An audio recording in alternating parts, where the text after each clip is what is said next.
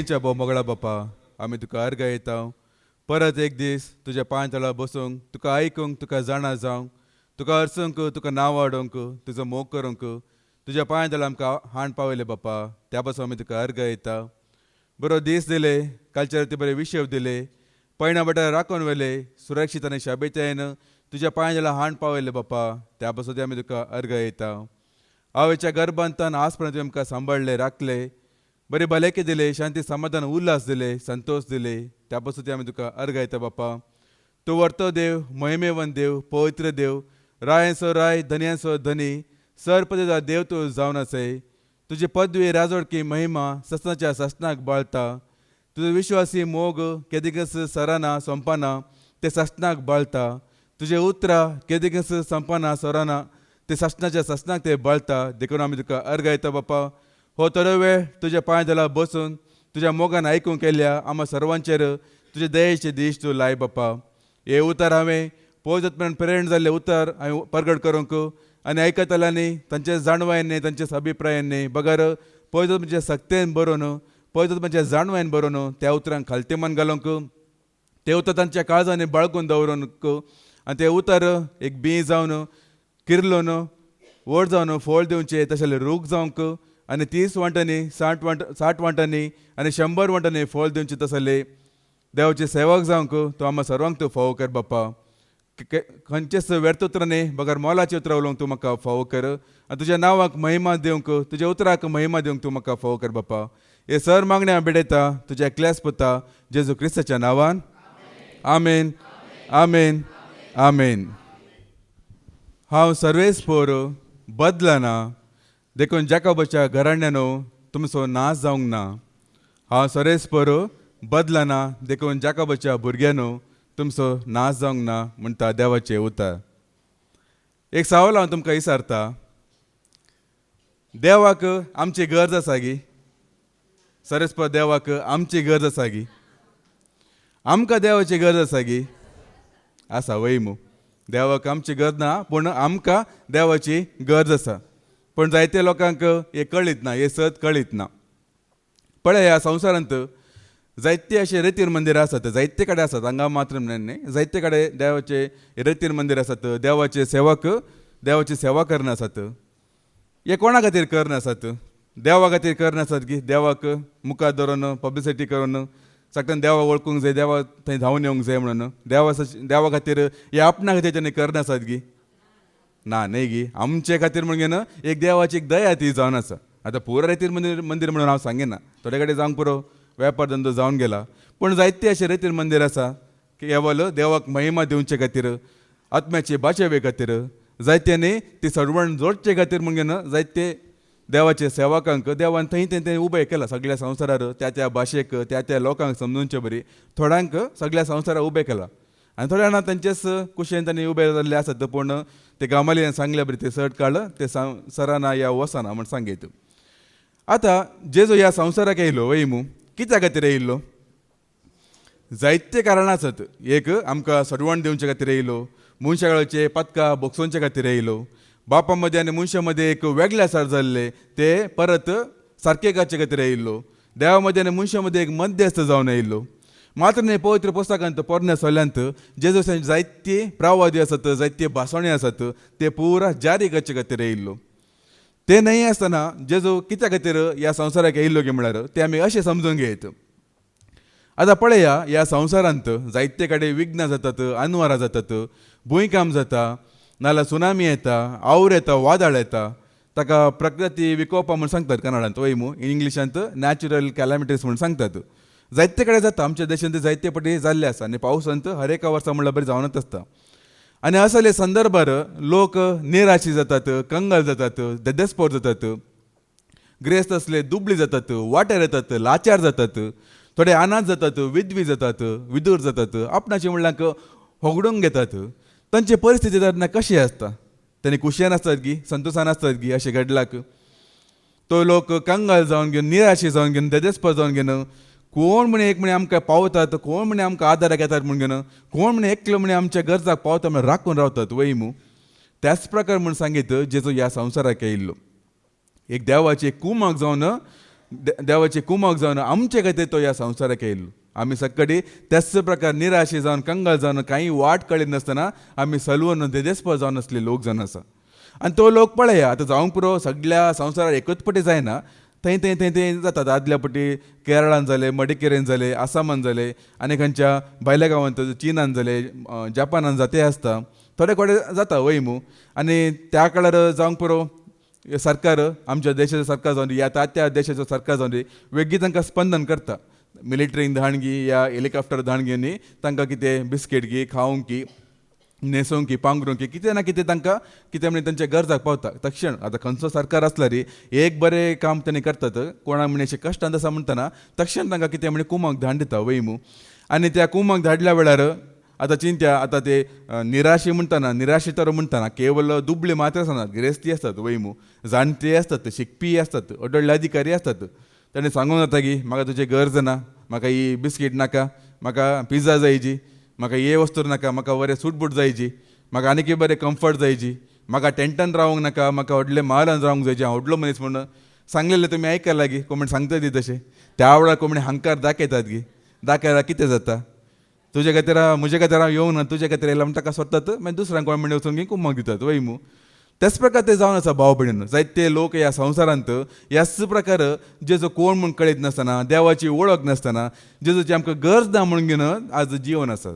ताची गरज ना. आमकां दुडू आसा, पयशे आसा, भांगार आसा, शिकप आसा, मनशाची वळख आसा, ताची गरज ना आमकां ताणें सोडून आसा. पूण तांकां एक दीस कळटलें भाव भयणीन. एक दीस तांकां हर एक लांके कळटलें. कित्याक म्हळ्यार आमी कोणूय ह्या संवसारांत सुरक्षीत न्हय.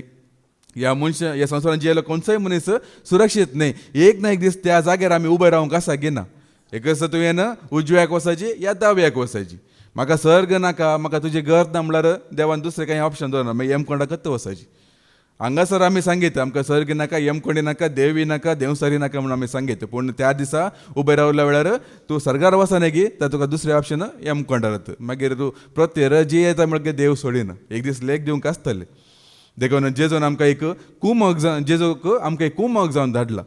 आमकां आमी ते एक भागी जावन आसा हे आमी जेजूक आमी वळखूंक घेतला. आतांच आमी वळखूंक घेतला. ताचे एकोड्यांत आमी आसा. ते कुमक आमी जोडला. देखून आमी निराशे जावची गरज ना. पूण संवसाराच्या लोकांनी आनी की ताका तिरस्कार करून तो म्हाका नाका म्हणून घेवन ताणें जीवन आसा. देखून एक दीस अशें घडतलें म्हणटा देवाचें उतर. सक्कडे ताका पळयतले, सक्कडे ताका पळोवन वेळाप करतले, सक्कडे ताका पळोवन रुदान करतले म्हणटा देवाचें उतर. आमी आयकुया जों केलें उगडापण अवसर 1 आनी वळ 7. रेव्हेलेशन चॅप्टर 1 वर्स 7 कितें सांगता आमी आयकुया. पळय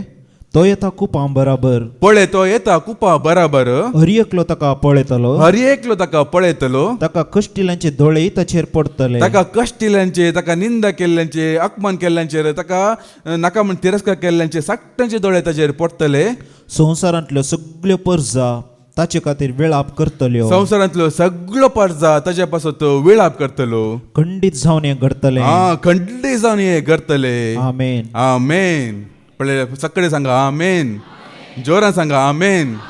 कित्याक म्हळ्यार खंडीत जावन घडतलें म्हणून हे उतर सांगला. म्हातारो जाल्ल्या जोन एक उतर सारकें सांगला खंडीत जावन हें घडतलें. तो खंडीत जावन तो येतलो. सगळे ताच्या पासून विळाप करतलो म्हणून घेवन. परत एक फावटी ते उतर आमी आयकुया. पळय पळय तो येता कुपां बराबर, तो येता कुपा बराबर, हर एकलो ताका पळयतलो, हर एकलो ताका पळयतलो, ताका कश्टिलांचे दोळेय ताचेर पडतले, कश्टिलांचे दोळे ताचेर पडटले, संवसारांतल्यो सगळ्यो परजा ताचे खातीर विळाप करतल्यो, सगळो परजा ताच्या पासून विळाप करतलो. खंडीत जावन हें घडतलें. खंडीत जावन हें करतले. आमेन. आमेन. पूण आमकां जाल्यार रुदान करचें विळाप करचें गरज आमकां येवचें ना भाव भयण. कित्याक आतां ताका आमी वळख केला मात न्हय, ताका स्विकार केला मात न्हय, ताचो पाटलो आमी करनासा. आमच्या कुटुंबाचो तो सांदोतो जालो. देखून आमकां कितें बरयलां देवाचें तर आमी आयकुया. लुकाचो वांजेल अवसर 20 आनी 1 आनी वळ 28. लूक चॅप्टर 21 वर्स 28 कितें सांगता. आमचे खातीर देवाचें तर कितें सांगता. आमी त्या वेळार कितें करूंक जायची असले एक घडीत करतना आमी सर्वांनी कितें करूंक जायचें म्हणटा. लुकाचो वांजेल अवसर 21 आनी वळ 28. ह्यो सर संगती घडोवंक सुरू जाल्यो म्हणटाना, हे सर संगती घडोवंक सुरू जालो म्हणटाना धैर्यान उबे रावा, धैर्यान उबे रावा, आनी तुमच्या तकल्यो उबारून धरा. तुमचे तकले उबारून धरा. कित्याक तुमची सडवण लागीं पावल्या. तुमची सडवण लागीं पावला म्हण जाणा जाया. घरावेच्यो वेळ लागीं पावला म्हण जाणा जाया. आमचे ससनाचें घर थंयसर वचूंक आमकां आपण येयला लागीं येयला म्हण घेवन जाणा जाया. देवाच्या भुरग्यांक कितें तकली बागोवन देदेस्पो जावन तकली मुळा घालन निराशे जावन देव जिवंक दिना भाव भयण अशें जिवनचे अनुभव व्हरतली आमी जिवंक ना तशें तकली मुळा घालन म्हाका नाका म्हाका कोणाले उलोवंक नाका अशें देवाच्या भुरग्यांक जिवोवचें न्ही आमकां तकली उबारन तकली धैर्यान जिवंक संतोशान जिवंक हांसून जिवंक कितलें बरें जालें न्ही कितें वेळा हांसून कांतार करतना कितलें संतोश जालें पळय तशें जिवंक देवान आमकां आपणें दिलां प्रेज द लॉर्ड पळया सर्वेस्वर देवान सुरवेर हे सृश्टेचें काम हाती घेवंक सुरू केल्ल्या वेळार सुरूच देवान उजवाड रचलो आनी उजवाडाक देवान काळो कथां विंगड केलो उजवाड आसलो पूण उजवाडाक देवान सुरवेरच काळो कथान विंगड करून सोडले कित्याक म्हणल्यार देवाक आसा पळय उजवाड आनी काळोख एकच तशें पसंद ना मिश्रण म्हणटात पळय मिक्सचर जावचें पळय देवाक तें पसंद ना ताजे उपरांत तुमी पळया इस्रायल प्रजा इजिप्तांतल्यान भायर येयल्या वेळार ते बसयल्या गांवाक भितर वयचे पयले मोयजे मरिफाती देव तांकां सारके ताकी दिता तुमी त्या देशाक गेल्ल्या वेळार त्या लोकांक सांगता बरसा नाकात तांचे सांगता त्या देवांक तुमी आराधन करिनाकात तांची रिती रिवाजी पाळी नाकात तांचे सांगता तुमच्या धुवांक एक तांकां दिवन संबंद जोडी नाकात म्हणून सारके तांकां एक ताकी दिता तांचे सांगता बरसा नाकात हर एकल्यांक तुमी थंयच्यान धाडूंक आसा म्हणून देव तांकां सांगता जायते कडेन देवान एक विंगड करून देवान दाखयल्लें आसा उजवाडाक आनी काळोखाक विंगड केल्लें आसा भावार्थी आनी भावार्थी लोकांक विंगड केल्लें आसा आमकां जाल्यार पळया संवसारांत आमकां विंगड केल्या बरी भोगाना गी एक तर म्हणून विंगड करून दवरला बरी आमी कोण हांगा एकामेक आमी कोण सैरी गी दैरी गी न्ही गी एकच गांवाची बी न्ही एकच वाड्याची न्ही एकच फिरगतीची न्ही कशें देवान आमकां विंगड केला आनी कशें आमच्या गांवांत एक एकल्याक म्हणल्यार बरी आपण हाडला म्हणून पळया आमकां बी देवान विंगड केला जायते कडेन एलियाच्या काळात जाल्यार सांगलें आसा तुमी एकच उजव्याक रावा या दाव्याक रावा दोन तुमी पांय दवरनाकात दोन पांय दवरची देवाक बिलकूल पसंद ना एकच तूं हुवून जा एकच तूं थंड जा शेणमोडो जायनाका म्हणून जायते कडेन सांगलें आसा देवाक हे मिश्रण म्हणजे पसंद ना देखून देवाचें कितें सांगता आज आमी आयकुया कोरिंथांक बरयल्लें दुसरें पत्र अवसर 6 आनी वळ 14 आनी 15 कितें सांगता 2 Corinthians chapter 6 verse 14 to 15 देव आमकां आज कितें सांगता आयकुया तुमच्या जिणेच्या जुवाक आनबोर सांगता खांद दिनाकात तुमच्या जिणेच्या जुवाक आनबोर सांगता खांद दिनाका म्हणटा देवाचें उतर सुरूत आनी देवान सांगला तांचे सांगता बरसा नाकात ते दोन न्हय म्हूण सांगता एकच जायना ते दोन एक जायना म्हूण सांगता केन्ना म्हणे सुकणे अशें तुमी पळयलां वय मू किरी सांगता आसता पारवो सांगता आसता कावळे जाल्यार कावळे सांगता आसतात ते बरसा जाता केन्ना म्हणे दुसरे जातीचे या मोन जाती जाल्यार सुण्यांनी माजर या गायांनी सिंह सांगता अशें पळयलां गी मनशां एक मात्र एक चिंता जावन आसा सर्व धर्मरू वंदे एल्ला देवरू वंदे सर्व धर्म समन्वय म्हणून एक मनशाचे एक तांच्या स्वार्था खातीर केल्लें जावन आसा हे देवाची खुशी न्ही भाव भयणीन आनी आजकाल एक क्रिस्तांवान मस्त जावन गेला आमकां कोणीय जाता कोणा सांगता बसलारी जाता कोणा सांगता जियेलारी जाता कोणा सांगता संवसार एकवट जोडलारी जाता म्हणून आतां एक धूव येवन गे बापाय लेगीत सांगता डाडा म्हाका एकलो पसंद जाला म्हाका बारी खुशी आसा जिणे संगती म्हाका मेळ्ळा म्हाका एक बॉयफ्रेंड मेळ्ळा ताचे सांगता जियेची म्हणून खुशी वेला म्हणटना आवय बापायचें काळीज कशें जावंक पुरो न्ही गी भिरांत कोणाचें नांव सांगता कोणाक आपूण कोणाच्या मोगार पडला कोणा सांगता हे जिवंक खुशी वेला सगळ्यांच्या आवय बापायच्या काळजांत एक भिरांत आसा म्हज्या धुवेन म्हज्या पुतान अनुभव ती सांगता काजार जायना जमगे जाल्यार पळय आज कितलें जावन आसा पळया देवाचें कितलें स्पश्ट सांगता आनी हेका कारण केवळ भुरगीं मात न्ही आमी थंय भितर तांकां स्वतंत्र दिता कितेंय करा खंयसरी वसा तांकां आमी मात न्ही आमी म्हण न्ही आतां धार्मीक वडली जाल्यार तांकां सोडून सोडला कशें सकट एकच पुरा देव एकच पुरा वाटो एकच आदी आसले गी साबार तेंप परे अशें आसले गी हांव सत्य सांगता म्हज्या दोळ्यांनी हांवें पळयलां हांव ल्हान आसतना एक 20-25-30 वर्सां या 20-25 वर्सां फाटीं गेल्यार आसा पळया अशें परा हे अनुभव ते सांगता या हिंदवा सांगता तांच्या टेंपलाक वयचे देवळाक वयचे तांच्या फेस्ताक वयचे काजाराक वयचे म्हजो बाप्पा हिंतू मस्त स्ट्रिक्ट आसलो वचूंक दिनातलो कितलेय मोगाचे ते आसले तांकां तेंचे सांगता बसूंक दिनातलो ह्या विशयान मस्त आसलो म्हजो बापाय ताणें म्हाका सांगलें न्ही एक पिटी एक सत हांव ल्हानशे प्रायरच म्हाका दाखोवन दिल्ले एकच देव आम सर्वांक सगळ्या संवसाराक एकच देव आसा हिंदवांक जावन दी मापळ्यांक जावन दी कोण आसा एकल्यांक एकच तो देव आनी एक आनी जो देव थंय बाप पूत पद घेवन आनंद बापा काडून म्हाका शिकयलें ल्हान आसतना एकच बापान म्हाका सांगलें आनी कोण आसा ते सक्कड ते मनीस ते जावन आसात नश्वर ते जावन आसा म्हणजे जायत्या विशयांनी म्हाका बापायतान मस्त हांव शिकला म्हजी आवय जाल्यार मस्त शिकला ताणें अशें पण आमकां सोडी नासलो खंयच्या हिंदवांच्या फेस्ताक वचूंक तांच्या सांगात बसूंक ती एक कुटां मात्र आमकां मस्त क्लोज असली तांकां बी कांय भेदभावनी कांय नासले तांचे ते केले नोवेन काले खावचे आसता फेस्त जाता आपले त्या फेस्ताक सरतले ते बी सांगून धरतलो ते नोवेन तुमी खावंक ना नवे काले म्हणटात न्ही की प्रसादा दिसा कांय खावंक ना खाली जेवचे आनी येवचे इतलेंच अशें एका कडेन तशें नासलें भाव भयणू पूण आतां काले जालें गे म्हळ्यार आमकां भिरांत उब जाला हे आमच्या क्रिस्तांव लोकांक आपले एक तरेची भिरांत देवाची न्ही मनशांची भिरांत तुमी रायाचे काणी उपरांत तुमी आयकल्यार तुमच्या ल्हान भुरगीं आसतना आमकां ते समाजा पाठांत आसतले न्ही की एकलो बळवंत राय आसता एकलो अस्कत राय आसता एकलो घट्ट ताका जायते व्हडले साम्राज्य आसता एकलो ल्हानसो राय ताका कोणी आसना एकच काले कुळी आसता तो ल्हान रायाची जिणी कशी आसता तो ल्हान राय कशें कितें करता ते व्हडल्या रायक तो म्हज्या खबरेक येनाजो म्हाका नाश करिनाजो म्हाका गुलाम करिनाजो म्हणून ताणें एक तांकां वचून कर दिवंक आसता ताका आमी कप्पा काणके म्हणटात तुमी आयकला लागी कप्पा काणके म्हळ्यार सूंक दिवचे या ओपंद करचे कॉम्प्रोमायज जावचे आमच्या खबऱ्याक येनाकात पूण तुमकां हांव आमच्या देशांत जावचे बेळे गी या भांगर गी या तांच्या मनशांक तांकां गुलाम बाबराक धाड दितात ताणें सांगला बे ताणें करीज ह्या ल्हानशा रायेन म्हळ्यार तांकां भिरांत ताजे उपरांतल्यार खंय म्हणी आमच्या राज्याक येता सगळे देसवड करता भिरांत इतलो भिरांत आज उब जाला क्रिस्तांव लोकांक कित्याक देवाची भिरांत आज नपयस जाला देवाची भिरांत नपय जाला देखून मनशांची भिरांत आज उब जाला देखूनच आज टेंपलाक येवं शेत देवळाक येवं शेत मस्जिदीक येवं शेत होरेकाणीक येवर येत तांचे फेस्ताक येवं शेत तांचे सांगता काजारय जायत म्हणून सोडून सोडला भाव भयण ही भिरांती जावन आसा आज आसकात म्हूण तांणी जाणा जाला पूण पयलें तशें नासलें म्हाका आतांय उडास आसा हांव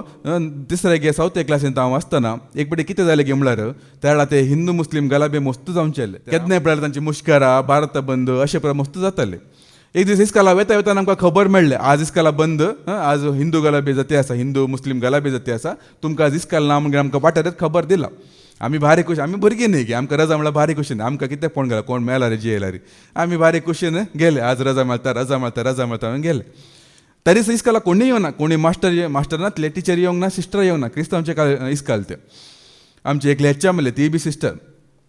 सुमार 2-3 घंटे जाले आमी राखून आसात केन्ना ते बेल मारता लॉंग बेल ते आयकता बारी खुशी येता न्ही म्हळ्यार इस्काला तांकां घरा वयचे ते लॉंग बेल केन्ना मारता राखून आसा कोणी येता नात आमी पळय खेळना आसत ओ आतां आत्तारा जावन राखून कितले वेळ जाला रे आमकां रजा दिवंक ना मागीर पळयलें हांवें ते सुमार वेळा उपरांत तांचे व्हडले एक समूह म्हणत व्हडले गुंप जावन घेवन हातान दोन प्रकाण घेवन ते सक्कडे आमच्या इस्कालाच्या कॉम्पाउंडा भितर येयले सुमार लोक आसले इतले हरेर लोक येयले सीदा तांचे नारे लायत इस्काला भितर येयले आमकां बरा भिरांत आतां आमकां एकदम खुशी आतां खंडीत रजा मेळटा म्हणून घेवन आनी एक तरेची भिरांत हे लोक हातीन तयपरा घेवन नारे मारे ते आसात आमकां बेन दिसता न्ही ते लोक भितर येयले आनी ही सिस्टर एकलेच ती एकलेच उबे रावंक घेवन तांचे साकटा म्हाका ते सांगूंक लागले हांव रजा दिना तुमचें कितें आसा भायर दवरूंक घेया म्हूण सांगली भिवंकूच ना ती रजा दिवंकूच दिना म्हूण सांगूंक लागली उरले पुरा म्हाका गोत्तना खंय पूण कितें उलयलें म्हाका सारकें उडासना पूण तिणें सोडूंक ती एकली उलयताली जोर उलयतली ती 10-15 उलयता तसा एकली उबे रावन घेवन आगो दिला म्हणून घेवन कसले धैर्यान तिणें सांगलें मागीर लास्ट टायम म्हाका लागता एक दनपरा उपरांत आमकां वेगळी घरांत सोडले गे म्हूण घेवन दनपरावर एक रजा ती दिवंक तयार नासली भिवंकूच ना ती कोणाकी भिवंक ना तशें आसले भाव भयणीनो आमचे पयलेचे ह्या जाग जावन आमचे धार्मीक भयणी जावन कितले भावार्थान ती आसली हांवें म्हज्या दोळ्यांनी पळयलें हांव तुमकां सांगते आसा हे प्रकार जाल्ले अशे प्रकार कॉम्प्रोमायज जावन घेवन तांकां भिवून घेवन आनी त्या काळारान तूं क्रिस्तांवचे कोंबणी सुकून हिंदवांच्या काजारा गेल्यार तूं तांकां देवूच येयल्लो बरी न्ही गी कोण क्रिस्तांव येयलो म्हणून तांकां एक म्हणून एक कोणगी एकलो व्हडलो मनीस येयल्लो बरी आजकाल ते प्रमाण ना ती भिरांतच तांचें नांव एक नपय जावन गेला कित्याक म्हळ्यार आमी तांचे मुखार अस्का जावन गेलात आमी तांचे मुखार लाचार जावन गेलात आमकां देवाची भिरांत ना देखून मनशाचे आमी गुलाम जावन गेलात आनीक सिस्टर आहली ती जाल्यार तशेंच इस्कॉलांत कोण म्हणजे भुरगीं हुशार नासल्या टायमार ते आसता न्ही की पोट दूख तकली दूख शेळ ताप म्हूण घेवन ती तक्षण तांकां आस्पत्रे धाडिनासले आस्पत्रे लागीत आसले पूण आस्पत्रे धाडिनासले पयले ताका आपोवन घेवन सक्टा मुखार कन्नडान ती मागणें करतली जेजू क्रिस्ताच्या नांवान हे ताप पयसो सोंदी शेळ पयसो सोंदी आनी कितें तकली फटाफट पयसो सोंदी उक्त्यान ते कन्नडान उक्त्यान ती मागतली कोणाकी भिरांत नासली ते एक ಮಾಗಣೆ ಆಸನೆ की ಪರಲೋಕದಲ್ಲಿರುವ ನಮ್ಮ ತಂದೆಯೇ ನಿಮ್ಮ ನಾಮಕ್ಕೆ ಸ್ತೋತ್ರವಾಗಲಿ ನಿಮ್ಮ ರಾಜ್ಯವು ಬರಲಿ ನಿಮ್ಮ ಅನುದಿನ ಇರೋ ಪ್ರಕಾರ ಭೂಲೋಕದಲ್ಲಿ ಇರಲಿ ते एक मागणे आम्ही इस्कालान सांगतले न्ही खंय शिकले आमी पयले इस्कालांतच न्ही की कन्नडांत आमकां सक्टांक ते मागणे सांगूंक आसता ते सांगले शिवाय आमकां जेवणांत ती सोडिनासली सक्टांनी ते सांगूंक आसली कितले एक देवाची भिरांत त्या टायमार आसली कोणाकी भिये नासतना कितले आमकां जेजूची वळख आमकां दिताली. पूण आज ती ना भाव भयणीनो. देवाची सुद्दां सांगता अनुभवाच्या खांद्याक तुमी परत आमी आयकुया. तुमच्या जिणयेच्या जुवाक तुमच्या जिण्याच्या जुवाक अनुभव त्या सांगता खांद दिनाकात अनुभव ते सांगता खान दिनाकात. बऱ्यान आनी खोट्यान एक जोत जावन वेचें कशें उजवाड आनी काळोखान सांगता जिवोवचें कशें. पण उजवाड आनी काळोख सांगता जिवंक जाता गी. पात्रांव कितले पडे सांगले उजवाड आनी काळोख सांगता वेता गी. तर सांगता बसूंक जाता गी. या मेळे आनी शुद्ध या अशुद्ध सांगता दवरूंक जाता गी. कितले आमी सुकून पडलात भाव भयणीनो. पयलींचे सांगूंक गेल्यार मुस्तू आसात. आमचो अंकल याजाक आसलो तो जाल्यार तशेंच अशें घर बेटे खंय म्हणे येयला म्हणटाना केवळ क्रिस्तांव लोकांक म्हणणे थंय असले हिंदुवांच्या लोकांक ते भिरांत दिसताले. हो याजा केला उबे रावन अशें नमस्कार करचे भिरांत नमस्ते गुरुगळे म्हणून सांगचे. हांवें म्हज्या दोळांनी पळयल्ले. आजकाल तशें ना भाव म्हण. कित्याक म्हळ्यार आमीच तांकां सलगी दिवन गेला. आमी कांयच न्ही कितेंच न्ही. देवाची भिरांत एका मनशान देवाची भिरांत जाल्यार आसा पळय ताका कळ्ळें जायना पूण हेरांक ते दिसता वैमू. आतां मोयजे जाल्यार रे तो सोल्ले शासनाचे ते फळे घेवन येता आसतना ताच्या मुखा म्हळ्यार एक परजळ आसलें आनी ते परजळ पळोवन लोक भियेतालो. वैमू आमी आयकुया मागीर पाटी हांगासर निर्गमाचो बूक अवसर 30 आनी 4 आनी वळ 29 ते 30 पर्यंत आमी आयकुया. एक्झोडस चॅप्टर 34 वर्सेस 29 to 30 पर्यंत आमी आयकुया. मैजे सोल्ले शासनाचो फळयो हाती घेवन सिनाय पर्वता वयलो सकला देंवताना सर्वेस्परा कडेन उलयल्ले वरवीं सर्वेस्परा कडेन उलयल्ले वरवीं ताच्या मुखामळाची खात परजळतली. ताचे मुखामळाची कात परजळतली म्हूण तो नेणा आसलो. पूण तो नेणा आसलो. पळय आमकां कळी जायना भाव भयणीनो. सर्वेस्परा लेगीत उलयल्ल्या वरवीं ताचे कडेन स्तुती केल्ल्या वरवीं ताचे लेगीत सांगता वेळ खर्चिल्ल्या वरवीं आमचे मुखामळाचे कात परजळटा आमकां कळीत आसना. हांव सत्य सांगता साबाजाच्या मुखार म्हाका अशें हांवें पळयल्लें आसा. मुखामळाचे एक परजळ हांवें पळयल्लें आसा. केवळ फादर जेरीचेर म्हूण न्ही पात्रांवाचेर हांवें जाचे पळयलां आनी ह्या लोकांचेर हांवें तो परजळ हांवें पळयला. तें दिसता हें तांकां कळी जायना पूण आमकां तें दिसता. तुमकां कितें भोगता. तुमी संवसारा पाटी गेल्या वेळार तो लोक तुमकां कित्याक द्वेश करतात कित्याक तुमकां तिरस्कार करतात कित्याक तुमकां तुमचेर मोसर करतात कित्याक तांकां कळीत आसा ह्या लोकांचेर एक परजळ आसा एक आशिर्वाद आसा. हे लोक कितले सुरसुडाय जावन कितले उर्बेन कितले जाणवायन केदांय पळयल्यार संतोशान हांसून शांती समाधान जियेतात. तांकां मोसर जायना गी. तांच्या घरांत येवप ना म्हणटना एकल्या लेगीत आसा आनी एकल्या लेगीत ना म्हणटना मोसर जायना गी. तांकां मोसर जायचीच तें जाताच तें. आमकां कळी जायना भाव भयणीनो. बेश्टे तेणी आमकां द्वेश करिनात पूण तांकां एक खालतेपण तांकां दाखोवंक नाका. हांगासर येवंक नाका. आमचे सांगता बसूंक जेजूक हरसूंक नाका. ते जिवे जोडूंक नाका. ते तांचे एक काले म्हणटा एक ओडपण. आमी कित्याक ल्हान जायची म्हण गी न्ही गी. आमी कित्याक ल्हान जायची ह्या लोकां मुखार हांचेदान आमी शिकायची गी. की तांकां कळीत ना देवान विंचतना जाणट्याक बुद्दवंताक विंचना ल्हानांकच विंचता म्हण तांकां कळीत ना. ल्हानांतल्यान हे पुरो सुरू जावचें. ल्हानांतल्यान सगळे एक राष्ट्रां उत्पन्न करता म्हण देवान सांगूंक ना गी. दावीद ल्हान न्ही गी. ल्हान आसतना विंसूंक ना गी. सामुएल ल्हान न्ही गी. जेरेमिया ल्हान न्ही गी. आनी मोयजे मातोरो जाल्यार तो अस्क जावन आसलो ताका विंसूंक ना गी. पळय ल्हानांक तो विंचता भाव भयणीनो. तांकां कळीत ना इतले उर्बेन आसात इतले संतोशान आसात सांगले आसा न्ही गी ब्रदर कामाक वचनातले अशें राय बरें जियेता मोसर जायनासतना आमी इतले घोळता हातीन एक पयशे उरना कित्याक उरना.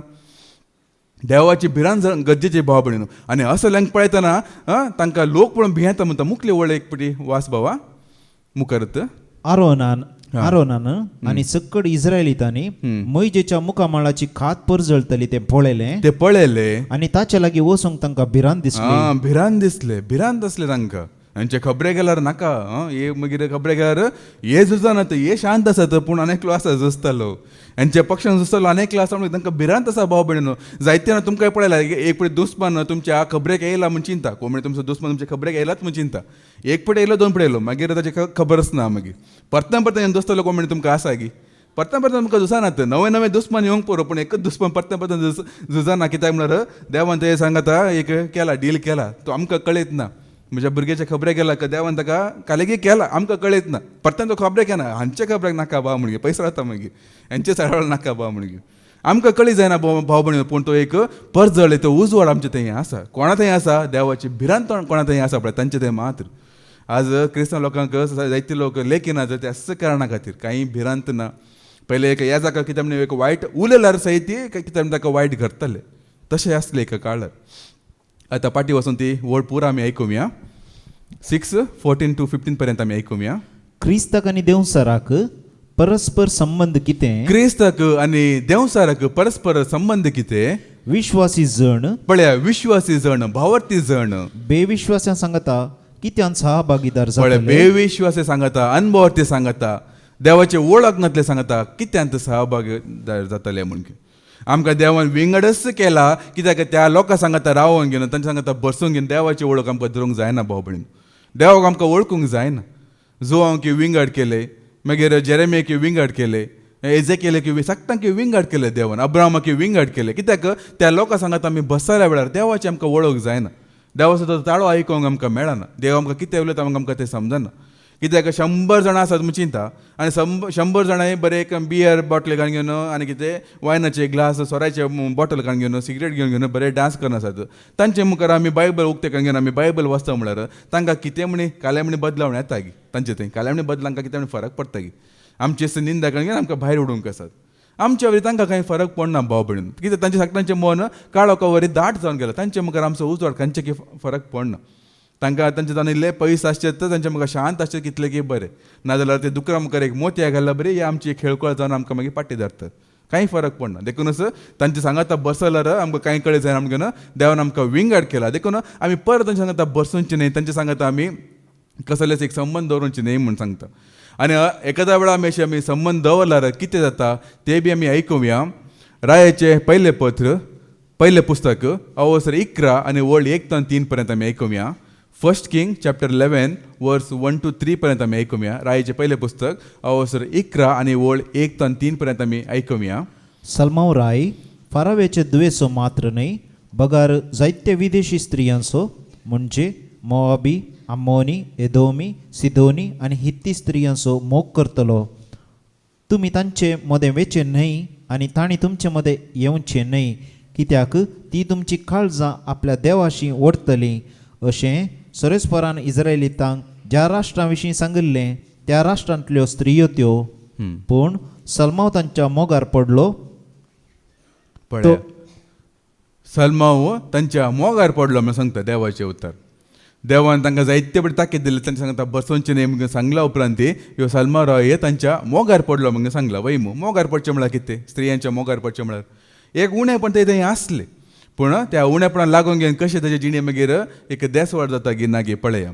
आतां पळय हो सलमाव राय भारी बुदवंत राय वयमू जाणटे देवान ताका जायते जाणवाय दिल्ले ताका दिल्ले इतले जाणवाय आनी बुदवंत आनी हांव हेरांक कोणाकय दिना म्हणून देवान सांगलेलें बी आसा इतलो बुदवंत राय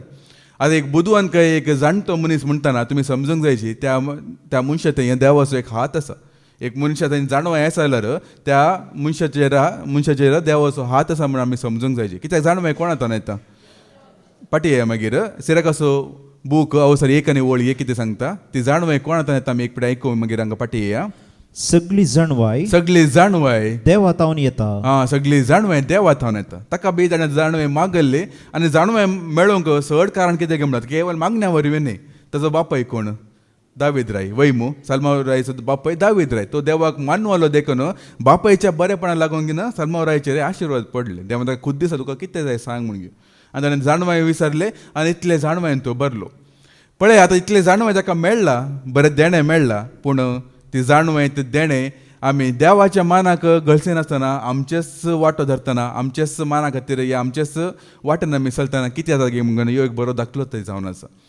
आतां देवान जाणवाय दिला जाल्यार एका उद्देशा खातीर तो दिता वय कितें जावन जाणवाय म्हणणे बुधवान काय देणें जावन कितें ते देव दिता जाल्यार एक लाख पिड्याची गूण करून एक भालेकी सहित देव दिता जाल्यार या एका दुबल्याक ग्रेस काय जाल्यार दिता जाल्यार एका उद्देशा खातीर देव दिता भाव भयणीनो आनी ते आमकां ते जाणवें मेळ्ळा उपरांत आमचेच गरजे प्रकार आमी कित्याक म्हणे आमचेच कुशीन आमी करतना मागीर ते सारकें वचना आमचेच वांटो आमी सोदतना एका कडेन बरयलें न्ही की देवाची कृपा तुमी वेबिचारान बदलून घेतला म्हणून सुदाच्या पत्रान तुमी आयकलां न्ही की कृपा दिले ते सालमा कोण तो सॅमसंगा विशयान सांगली देवाची कृपा ते आसली जाल्यार तो कितें करतलो ती कृपा काडून घेवन वेबीच्या स्त्रिये सांगता तो वेतालो अशें बी साबाजोडांनी करतात म्हणून घेवन तें उतर आमकां सत्राय दिता आतां ह्यो आनी जावंक पुरो एका जाणवाय आसले बुधवान काय आसले आनी एक बरो एक ताका उद्देश आसले आतां उद्देश कितें गे म्हळ्यार आता तो राय म्हणटाना ताचे सगळ्या परजेचे एक राखणकाचे एक अधिकार या जबाबदारी ताका आसता वैमू. इस्रायल लोक तुमकां कळीत आसा सुरूतांनी तांचेर आतां पर्यंत दुस्मानांनी वेडो घालचे, तांकां नाश करून पळोवचे, तांचे खबरे घेवचे मस्तू. तांचे झूज जाल्ले इतले आनी खंयच्या राष्ट्राचे झूज जाल्ले ना. आमचे इंडिया पाकिस्तानात जितले झूज जाल्ले ना तितले झूज तांच्या इस्रायल लोकांना सुरूतांनी जावनच आसा, आतांय जावनच आसा. आनी ह्या लोकांक सुरक्षीत राखचे खातीर प्रत्येक जावन दुस्मानांतल्यान राखचे खातीर हाचे पयलीं एंटरप्रेजान तें सांगलां तें उतर सारकें तें. ताणें कितें केलें गे म्हळ्यार तांचे जाणवेन कितें केलें गे म्हळ्यार सर ताचे दुस्मान राष्ट्रांच्या एकेका धुवा कडेन तो काजार जालो. कित्याक म्हणल्यार ब्रदरान सांगलें न्ही की तांच्या राष्ट्रा गेल्या उपरांत जावं येयलो म्हणून ताका स्वागत मेळटलें. कोणी ताचे सांगता झगड्याक या ताका मारामारी करूंक येनातले, पूण सारकें ताका स्वागत करतले. जावंक पळय ताणें उद्देश बरो आसा. हांचे तावन म्हाका शांती जायची, हांचे तावन म्हाका समाधान जायचें म्हणजे एक उद्देश बरो आसा. धरली वाट सारकी नातली, धरली वाट ताणें पळय. आमी जायते पडे उद्देश बरो आसता, धरची वाट सारकी आसना भाव भयणीनो. आमकां कितें देवान दिला जाल्यार ती वाट देवान दिल्लेच जायची. देखून मोयजे कडेन मागता न्ही की तुजे वाट तो म्हाका दाखय, तुजे मार्ग तो म्हाका दाखय म्हणून सांगता. देवाची वाट आमकां कळीत नासतना कितेंच आमी केल्यार सुफळ जायना. जावंक पडटा जाणून मागीर बुदोवन की आमकां देवातान असो मेळ्ळा. आतां दावीद राय जाल्यार पळया, ताका बरो अवकाश आसलो सावलाक जीवशी मारूंक. 2 फावटी ताका अवकाश मेळ्ळे. एक फावटी जीवशी मारला जावन गेले न्ही गी तो दुस्मानी गेलो. ते दुस्माचे कितें आसा सकट ताचे जायनातले गी. सगळे ताचे इस्रायल परजा मागीर ताचे कितले वैभव आसा, कितले ग्रेस्के आसा सकट ताचे स्वाधीन जायनातले गी. ताचे लोकांनी सैज सांगले हो संगीन ताका जीवशी मार म्हूण सांगले जाल्यार ताणें सांगलें ना म्हजे वाट हांव धरिना, अभिषेक ताका हांव हात लायना, ताच्या वाट हांवें धरूं ना. तो राय जाता ताकाय कळीत आसले. देवान ताका राय करूंक ताका विसले हे दावीद रायके कळीत आसले. पूण हांव म्हजे सक्तीन हांव करचो देवच म्हाका करून दी म्हणून. देखून तो इस्रायल लोकांक सोदूंक घेवन वचना, बदलाक तिसरे इस्रायल कुळेचे लोक हाका सोदूंक घेवन आयले. तूं आमचो राय जा. सावला सांगत आसतना तूं आमकां झुजा कापून व्हरतले, तूं आमकां जैत दितले, तूं आमचो सेनाधिपती जावन आसा. ते सोदूंक घेवन येयली. कितें आसा आपल्या आमच्या वाटांनी देवाक आमी महिमा दिवंक जायना भाव भयणीनो. अब्राहामान तें सूख केल्लें. देवान ताका बसयल्ले हांव तुका एक पूत दितलो आनी त्या पुता मरी व्हडले संतत हांव तुका बसयतलो आनी तांकां हांव मळबाच्या नकेत्रां बरी वाडयतलो, दर्यावेळचे रेंवे बरी हांव वाडयतलो आनी तांकां एक बसयल्ले गांव दितलो, तांकां हांव आशिर्वादीत करतलो म्हणून बसयल्ले. आनी सुमार 20 वर्सां जालीं, 15-20 वर्सां जालीं, 25 वर्सां जालीं, कांयच जावंक ना. देखून ताणें कितें केलें हांवच एक देवाक म्हजेच वाटो धरता म्हणून हागारा कडेन गेलो. मागीर ताका इश्मायल जल्मलो. पूण देवान सांगलें इश्मायल म्हज्या देशाचो वारीसदार जावचो ना म्हणून. इश्मायल म्हाका नाका, तो तुज्या वाटो तूं धरून घे म्हणून. आनी इश्मायला वरी कितें सकट रात जाता तुमकां कळीत आसा की ना आज वरी न्ही कितले पर्यंत जावन आसा पळय. देवान कितें बसयला पळय तें देवानच दिवंक जायची. आमचेच सक्तीन आमचेच बळान कांय ना आमकां करूंक तें जायना भाव भयणीनो. देखूनच मागीर आतां 4थ्या वळान कितें सांगता आमी आयकुया. कितें जाता अशें केल्ल्या वरी कितें जाता आमी आयकुया. सल्माव उतारप्रायेक पावलो तेन्ना ताच्या पत्नीनी ताचें काळीज परक्या देवाशी ओडलें आनी आपल्या बापाय दाविदाचें काळीज आसलेल्या परी ताचें काळीज सरेस्परासवें पुरतें नाटलें. ताचें काळीज परक्या देवाशी ओडलें म्हणून सांगता. आनी केन्ना ओडलें उतारप्रायेक पावले म्हळ्यार वैमू. आतां उतारप्राय म्हळ्यार कितें. एक मनीस उतारप्रायेचो जालो म्हणटाना एकलो अस्का जालो आनी तो एकलो अस्का जालो म्हणून अर्थ वैमू. पळय एक फावटी आमी अस्का जाल्या म्हळ्यार कशें आमी धरलो वाटो आमकां एक पास जावंक पावता पळया. कशें आमी धरले वाट पास जावंक पावता पळया. आतां तुमकां कळीत आसा एक फावटी ब्रदरान एक फावटी सांगलें हांगासरी पळया देवाचें एक